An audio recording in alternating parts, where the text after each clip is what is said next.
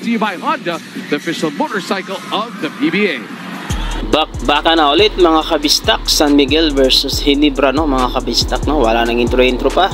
Saksiyan natin mga kabistak, no, kung paano pong ginawa nila Thompson at ni RJ Abarintos, no mga kapar. Talagang pinabagsak nila, no, ang kupunan ng San Miguel. Grabe po ang nabuhat nila, par, no. So atong i-comment, no, mag-reaction video ta aning mga gibuhat nila, par, no. Grabe po ang nagawa ni Abarintos, lalo na ni Abarintos, par, no. Talagang gumawa po siya ng 28 points, no, sa kanilang game po, no, kontra po sa San Miguel. At yan, par, tingnan natin ang mga nagawa nila ngayon, par. At una ko ipakita sa inyo, par, no, ang nagawa po o nabuhat po ni Thompson, par, no. Saksak sinagol lang atong comment karon, par. Apo ulit po, no, ang inyong bistak, no, bisayang dakong commentator. So yun, par, no, talagang si Thompson po talaga una pong pumukol, no, sa mga first at second quarter, par, no. Talagang si Thompson po ang namamayagpag, oh. At sa third quarter naman po dito ay dinomina na po, no, ni RJ Abarintos po ang laban. Talagang nagtala pa siya, par, ng 28 points at 3 rebounds. At dito, par, no, si Thompson ay kumuha din ng 22 points, no. Talagang napaka tibay po ng dalawang point guard natin, par, na talagang tuluyan pong pinabagsak po, no, ang San Miguel, par. Ito po ang kanilang highlights, par, no. Ayan, titingnan natin, par. Ito po, titira lagi po si Thompson, par. Gabi, par. Ito, iyan, aliop na naman, no, galing po sa pasa niya, no, ni Holt. Thompson, par, ang lupit. At ito po, no, talagang namamayagpag po talaga si RJ Abarintos dito, par, no. Gaya po na sinasabi ko, par, no, ito po si RJ Abarintos ay pamangkin po ni Johnny Abarintos, par, no, kung inyo pong naalala.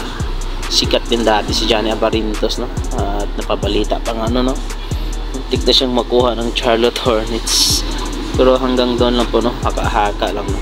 At yan dito, par, Thompson ulit, par, ang lupit talaga ng galawan, par. Talagang napapacheer po ang ating idol din na si Abarintos. At dito tumira ulit ng tres, napakalupit po talaga ng ginawa ni Thompson, par, no. Sa first at saka second quarter po ng kanilang laro. Series tied 2-2 po dito tayo, par, no, mga kabisdak, no. Pinato mga pag-comment, mga kabisdak, no, char lang niyato, no.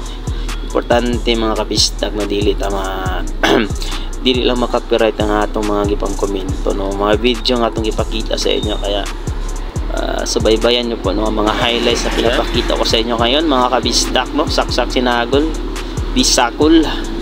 So ayan, par, dito na po nag-upisa, par, no. Ayan, ito po si RJ Abarintos, par. Pumuntos na talaga dito siya, no, sa third quarter na po siya namamayagpag, no. Dito po siya talagang, kahit napakaliit po ng bata, hindi, talagang maliksi pa rin, no, maliksi at saka makulit din sa paglalaro, par. Talagang hindi mo mapipigilan, no. Grabe po ang ginawa niya dito, par. Talagang nagtala po siya ng 28 points at saka 3 rebounds. Kaya po talagang bagsak na bagsak po, no. Talagang ang taas po ng lamang nila, no, kalamangan nila sa San Miguel, bro. Talagang walang nagagawa pong mga matatangkad, lalo na silang Abay Fakin Pie. Although nakatulong din naman yung mga import nila, no, pero talagang si RJ Abarintos po talaga dito, pa, no. Talagang ang nag-iingay dito sa laro. Ayan, dito nag-pick pa siya dito, pa. At yun, kalain mo hindi papasok, pero talagang pumasok pa talaga yung tira niya, bro. Talagang kumbaga sa ato pa, par, sa Bisaya, par, talagang iahagid ang dula, par, no.